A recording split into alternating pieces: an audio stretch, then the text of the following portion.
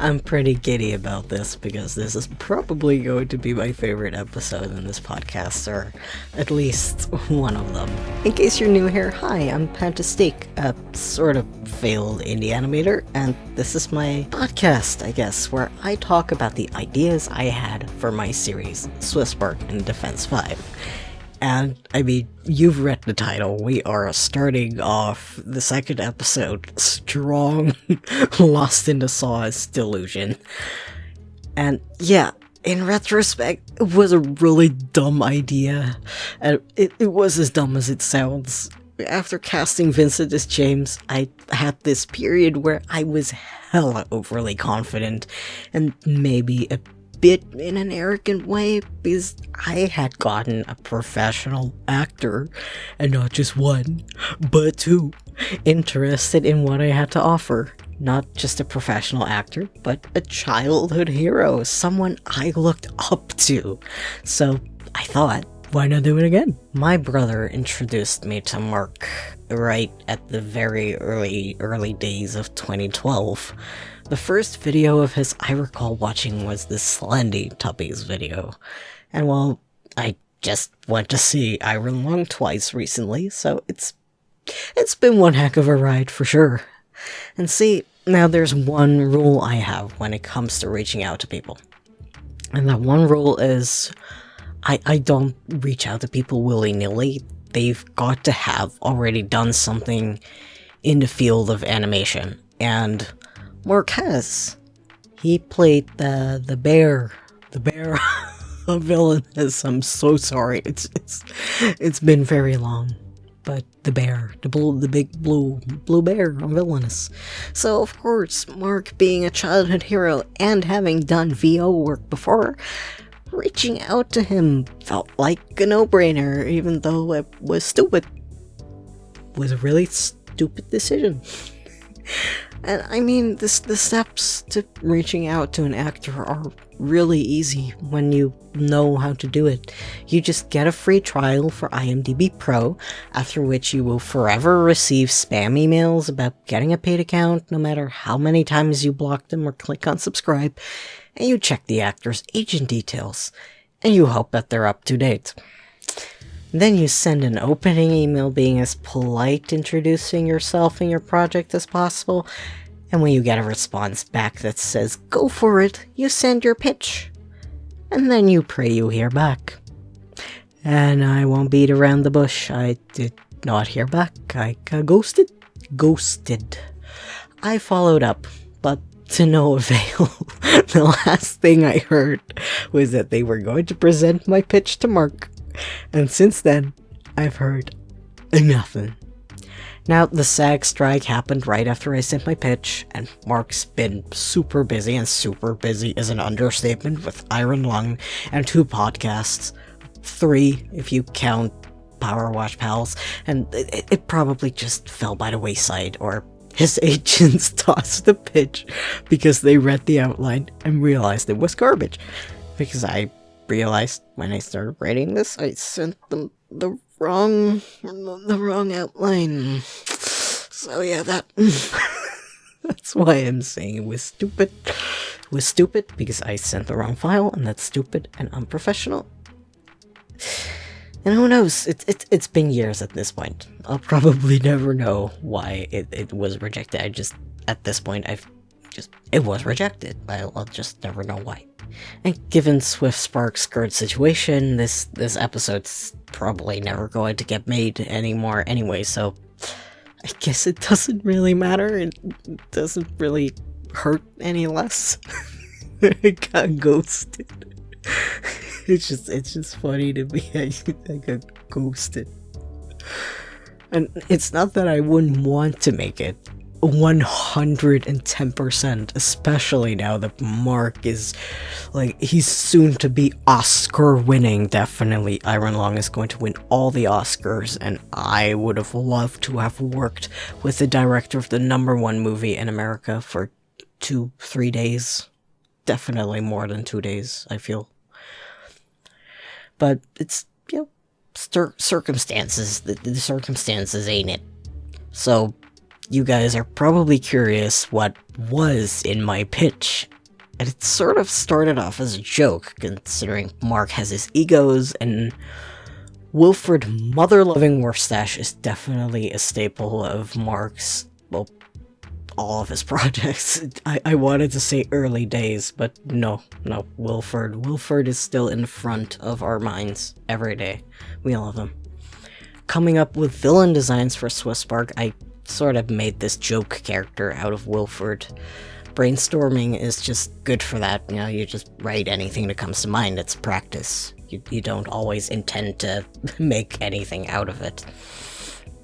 And this character was sort of inspired by this webtoon comment I once got, asking for, well, in the instance of this comment, the commenter's very much not disguised fetish.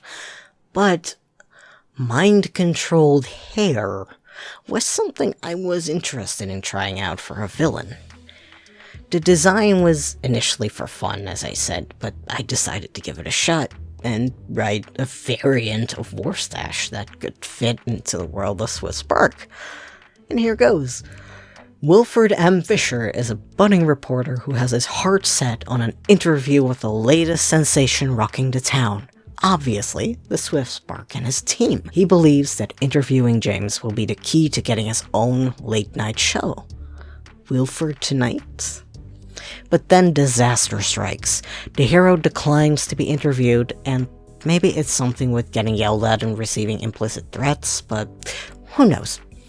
And then, when Wilford sees an amateur, aka James's best friend Anna, interviewing James for her blog a few days later, he loses it. The prospect of gaining fame and fortune by being the one to crush this insolent little bug entices Wilford to become Viper's latest experiment. His mustache grows big and pink, and he gains the power to broadcast himself onto any screen he wishes. And the viewer will find it impossible to look away as Wilford, the Warfstache, is on screen. He will have his interview, and it will be one hell of a show. James may not survive. Initially, it was just that, a test, some practice, making a fun villain, but, you know, your boy was in need of some episode ideas, too. Just practice, any practice he can get, let's do it. And honestly, even if it wasn't Mark-inspired, I feel like this version of Wilford is a fun character nonetheless. I gave him a different civilian name on purpose, both to, of course, make a wink wink, nudge nudge, but also to be clear, it was meant to be a parody and not necessarily like just Wilford Warfstache ripped from Mark's universe. I did keep the same naming convention as Old William with the middle initial, though. Figured them would be another fun wink wink, nudge nudge, but instead of J. Barnum, M. Fisher, because yep. I should just keep going. Who knows, maybe it was just one of Old William's personas, alter egos. Could have been fun, you know? In fact, along with the pitch I sent, I also sent in a super rough first draft of an episode outline, and I mean super rough because I sent the first draft and not the second. The majority of it I've already explained in Wilford's backstory, and in retrospect, whether I sent the first one or the second, it wouldn't have mattered. It was way too early to reach out to Mark. And I say this, but just as a whole, just not even just how far along this episode was, and the fact that I was dumb enough to send the wrong version. But you get the idea, right? Like, show ended up canceled after episode 1 and all that. And I pulled up the file to talk about this, and I pulled up the file I sent to Mark instead of the second outline that I have on my PC on purpose to see what I sent him. And it's workshop names in the and mistakes in the outline, typos. Long story short, I literally just named him Wilford M. Fishbach this version, and it's been 3 years, and I want to die reading that and knowing that I sent that. This whole outline sort of wants me to die. So I'm going to be fixing this absolute garbage written by 22-year-old me in real time. And sorry, bud, you tried your best, but there's so much wrong with this. And you never should have sent this. Like, if this was your only shot to ever work with Mark, you're done. You never should have sent this. You're done. Get out. In fact, you deserved to get ghosted over this, and I hope you're as embarrassed about it as I am right now, but let's go. Fix this shit. Mr. Fisher here would have started off the episode as, before you get any ideas, I wouldn't say an InfoWars type guy, but I was definitely envisioning him just being some dude, 100% pretending to have his own cable TV news show, but on YouTube. Like, his whole basement just rebuilt into a professional news studio, like Anchorman. But it's some guy in his basement. You know, like that. He's also revealed to be a little bit obsessed, just maybe teeny tiny bit obsessed with the Swiss work. And he has a whole system set up to be the first thing to know whenever Viper, and that's the Defense 5, shows up. He gets a notification, heads out, and, well, starts obnoxiously trying to involve himself in the battle because Wilford is the main character at all times. The Defense 5 has to get him out of harm's way several times, which already annoys Wilford because he's tried to conduct an interview here mid-fight and they just won't respond to his questions. I wonder why. Common sense, maybe. And after the fight is over, Wilford approaches James again and gets brushed off again. James is ticked off that the guy threw himself into harm's way just for attention, and Wilford turns to leave in a huff. Marin, who was present at the fight, takes note of this scorned journalist and decides to figure out who he is and how to reach him. Wilford heads into his studio to edit together the footage he did get during the battle. When he sits down at his desktop, he sees a notification. A web alert that someone else posted about the battle, before he did. Preposterous, impossible, he was the only one there. Enraged, he clicks the link and sees Anna interviewing James, seemingly mere minutes after Wilford was denied his chance. You could probably include a shot here of Wilford throwing a chair. You know, just to keep the stupid references going, or on the verge of flipping over his whole desk when an email notification pops in. Marin and her team are very quick to figure out who's who. Of course, Wilford grins at the opportunity presented to him, and he agrees to meet up with Viper. Some days pass, and during the weekend, James and Samira are just lounging at home, watching TV, and suddenly their program is interrupted by... exactly, Wilford. His eyes have a strange green shimmer, his mustache has turned pink, he's no longer wearing glasses, and he's now wearing a red and white striped suit. Standing at the center of the city's sports arena, he's announcing to the entire city that he's hosting the greatest interview ever at the sports arena that evening. The first ever episode of Warfstache Tonight, of course, will star James as the inaugural guest of honor. James scoffs at the idea, but then the camera pans, showing that Warfstache has Anna. And if James doesn't show up, he's gonna be interviewing her instead. James jumps off the couch in rage and rushes off to get his suit, but his sister beats him to the door and blocks his path. James phases through her, but Samira refuses to give up and follows him, insisting that they need to meet up with the others and come up with a plan first. James manages to calm down for a moment and agrees. They then find Bella outside of their house waiting for them.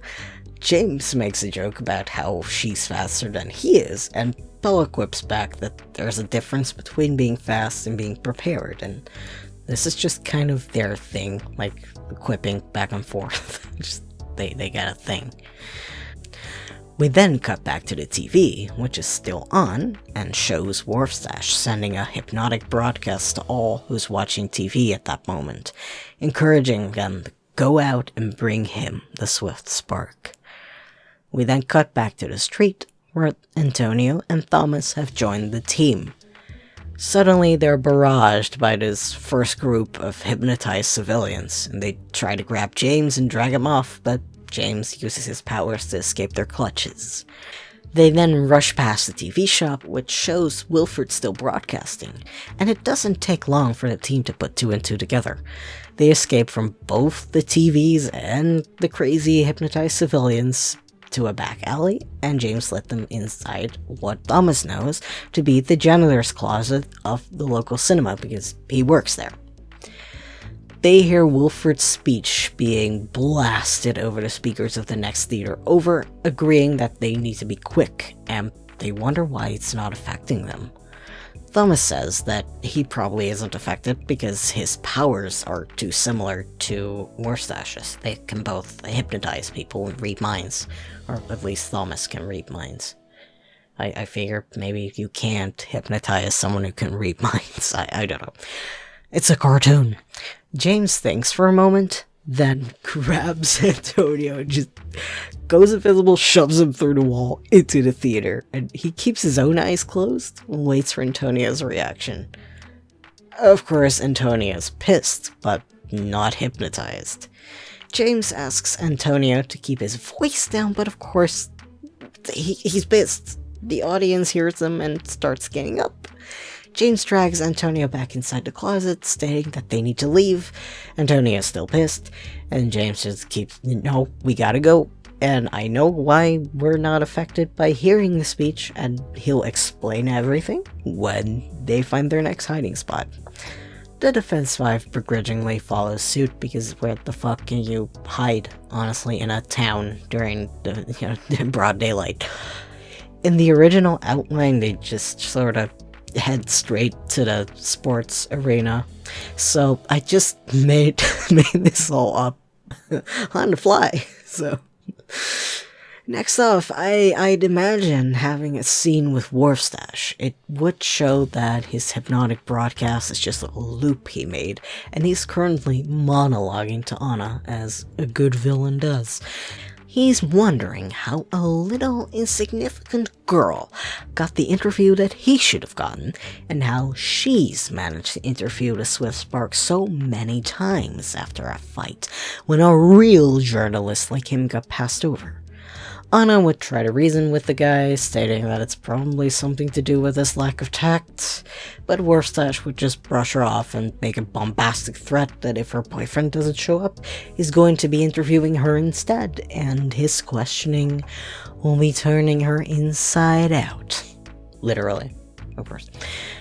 Then we cut back to the Defense 5, probably on a rooftop somewhere, I don't know, and James has just finished explaining that the broadcast works based on eye contact. If you don't look at his eyes, his words don't affect you. That means Antonio is completely immune, Thomas is likely immune, and the others will be fine as long as they don't look at him. It sounds easy enough, right? So Thomas and Antonio join James in the arena, while Samira and Bella go free Anna. If James gets hit with the hypno, the boys will be able to provide backup. The boys are basically just a distraction for Warfstache, while the women do the important work. As always. I'm dying inside reading the original outline, by the way. Oh, Mark, I apologize for sending you this. I shouldn't have. And you were right to ghost me. 3 years ago, I was like, why'd he ghost me? I don't understand. Is he just busy? And now I'm just sitting here like, girl, it's bad, okay? It's bad. It's bad and you should feel bad. Anyway, back to mostly following the original outline again we go. The Defense 5 goes to carry out their plan. Samira and Bella search the sports arena grounds for Anna, and the boys head right to the sports field. The bleachers are full of hypnotized townsfolk because, of course, Warfstache needs a live audience for his talk show. What are you expecting? Warfstache has set up a stage for himself where he's waiting for James's arrival. He sneers at the other two boys at first, saying that he just wanted to interview the Spark and not his entourage.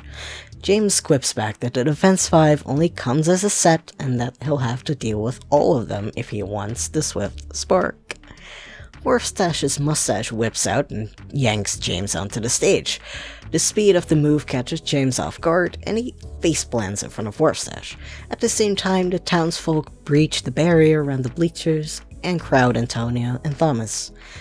Then the screens around the stadium, the billboards that display ads, all turn on, and James just happens to find himself looking right at one as soon as he looks up. Womp womp. Bella and Samira have found Anna in the meantime, and she tells them about Warfstache's plan. He wants to unmask James in front of the entire city. James getting exposed would ruin his mission to find his father, because normal life would become impossible. And Samira checks her phone to see how much trouble her brother is in, and we cut from Samira's phone back to a now hypnotized James. That would be a cool shot, she pulls out her phone and then the camera zooms in on it, and I don't know. It always looks cooler in my head. Warfstache has announced that James will now be unmasking himself to the world and the Swift Spark will be no more. But of course, he monologues for too long. He keeps speeching about how his friends are defeated by his hypnotized horde of loving fans, and he doesn't realize that, wait, weren't there supposed to be 5 of you? And then he gets a kick to the back of the head. Samira has covered her face with her hood, but knocking Warfstache off his feet is enough to make the screens flicker briefly, and they break their control over James. Samira quickly covers his head with his hood too. The crowd also relaxes for a moment, standing around confused, as Antonio and Thomas manage to crawl their way out from under the pile. By the time Warfstache regains control over his horde, it's too late. He's surrounded. The Defense 5 taunts him, and Warfstache attacks with his mustache. Wait, because I gave him the stash, so we need some stash action up in here before the episode ends. But he does struggle to keep up with 4 teens attacking him from every angle. And especially now that those 4 teens wearing their hoodies and not being able to see are immune to his hypnosis. that sounded really rude. Sorry. James, now anticipating his moves, keeps dodging the stash, and once he tries having a go at Samira uses Warfstache's own momentum to yank him off his feet instead. Marin's watching the show and sends in several armed Viper agents to collect both James and Warfstache. His time's up, he's fucking up, this is not gonna work. It's over. This enrages Warfstache, yelling at Viper whose side they're supposed to be on, snatching one of their guns, and he shouts at them that they won't take his powers from him because they can't unmake the monster that they turned him into. His stash is quick to grab one of the agents, yank him off the ground, and do something fun with his neck. I told you this wasn't a kid's show. One point a long time ago, I told you this is not for kids, right? It's not for kids. Their neck is now standing in the wrong direction. The Defense 5 kind of watches in horror. That's a childhood trauma for life. And Warfstache then turns towards James and tells him in a low voice, "Don't ever cross me again. You won't like what happens when you cross me again," or something like that. It's gotta be corny. And I'm still pulling this out of my ass on the fly. Zero revisions, zero second drafts. Just, let's go. And he then vanishes into thin air, and everyone's flabbergasted because that wasn't in the script, obviously. Marin orders her agents to gather the body and retreat. James and his friends got lucky this time. The Viper needs to regroup and figure out how the hell they're supposed to deal with this breach they just created. They, in Warfstache's own words, set a monster on the loose. Warfstache's control over the audience is released as the screens turn off and one of Bella's portals appears. James and Anna hug each other, glad to see that one another is okay. Anna asks where the guy went, and James says he has no idea, but he's sure that they'll see him again. There's more to that guy than meets the eye. The original pretty much ends here, aside from a Viper scene where Daniel just makes a quick comment on, oh, apparently we can control powerful multiversal beings now, because that whole fight went down a little bit differently and chaotic, and it was shit, so you don't need to know. But I think one more scene would end off the episode stronger, like more than just one little quip from Daniel. It takes place in Daniel's office cell late at night, and instead of Marin coming back to report, it's just Daniel. He's still working, going over the past case files from the past few weeks, and he's seeing where their previous attempts went wrong. It's time to switch gears. Warfstache then appears out of thin air from the shadows, and Daniel assumes Warfstache has come crawling back, but quite the opposite. He thanks Daniel for helping him realize his true potential. Daniel argues that Warfstache shouldn't be able to do this. The Surf Serum removes free will. Warfstache grins and tells him that you can't control a multiversal being. I did keep the line in because it's a cool line. I had to keep an eye out, because he'll be back. I don't know if he would actually be back. That would have been entirely reliant on if Mark had fun recording this, honestly. But it's sequel bait. We love a good sequel bait. That's it. That's the episode. At least an improved version, as I've been like hammering home 10 times. The outline, honestly, the original, it's so much worse than I remembered. And as I said, like, I just made up a completely different end to the episode, because I remembered not really knowing how to end the episode, and it's similar to what I did just now, but instead of Warfstache killing a Viper agent, it ended up with Warfstache just wildly flailing his mustache around and grabbing a gun, threatening to kill James, and then just vanishing. Like, going completely nuts for a second and just vanishing. It wasn't a strong ending, and I'm not saying that my just now on the fly rewrite is much better, but it's a step up at least. I now realize that they probably ghosted me because I delivered an undercooked plot, and if that shit had been a steak, it would have gone straight back to the kitchen because it was inedible slop. So, of course, I got ghosted. I say that in jest because Mark's not a mean-spirited guy, we all know that, but the agent did probably trash it because it wasn't worth their time, so Mark never got to see it in the first place. I mean, as I said, I left mistakes in the file. Even if it hadn't been an undercooked garbage plot, those mistakes are a sign of unprofessionalism, so that's probably what got me cooked even more. And, of course, I am sad I didn't get to work with one of my childhood heroes, but I hope that throughout this podcast I didn't, come off as upset. He was too busy, way too busy to even consider doing this, and I am not ready to make this episode. And I just wanted to be clear, because this has happened before with Mr. Povenmire. Don't tag him, don't send this to him. I've embarrassed myself enough, honestly. If he ever stumbles upon this himself because he Googles his own name, that's fine. But I just wanted to share this because it was a genuine episode I did want to make, and I still do.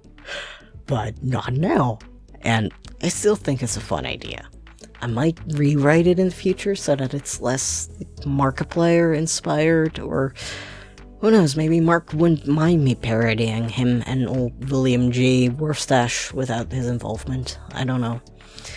But for now, I'm still in the very early stages of a new project, and currently I am rewriting the original comic story for that project. So, before I get to any of this, it will be a while, because the episode that we just discussed was supposed to be part of Season 1, right before a big turn in the story, so it would appear early on, but it's still a long ways away comparatively, considering I have 5 chapters of the story, of the comic story to rework first now, and then there's some more episodes before this one. The reason I knew from the get-go it would be Season 1 was one of Warfstache's quotes from Heist. "I'm booking you for October..." The reason I knew from the get-go, though, that it would be Season 1 was because of one of Warfstache's quotes from Heist that would have just gone perfectly with this. "I'm booking you for October 30th, 2019, and don't worry, I'll come to you." Like, the Swift Spark Season 1 takes place in 2019, and October would be shortly after the start of the new school year, so that was one of the references / Easter eggs I was considering including, and I had a lot of ideas around this, and I would have loved to have made it, but, stuff happens, right? We'll just have to wait and see what happens in the future. For now, I hope you enjoyed this episode, because if it wasn't obvious from my demeanor in this episode, because I feel like I've been a lot more giddy and animated throughout of all of this than usual.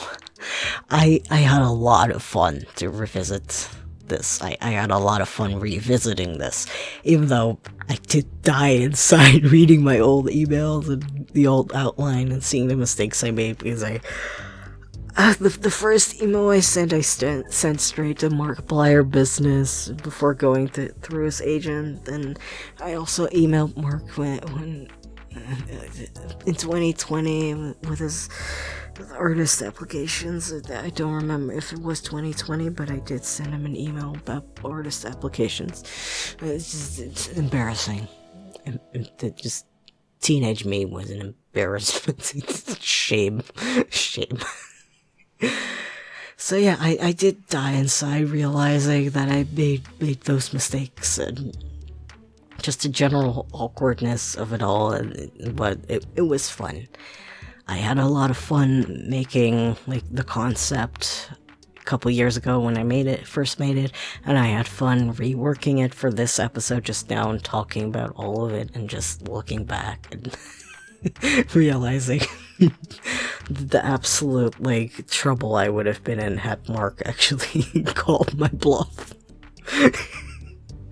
Anyway, I'm going to call this here, and I'm going to spend a good few minutes laughing about it in my own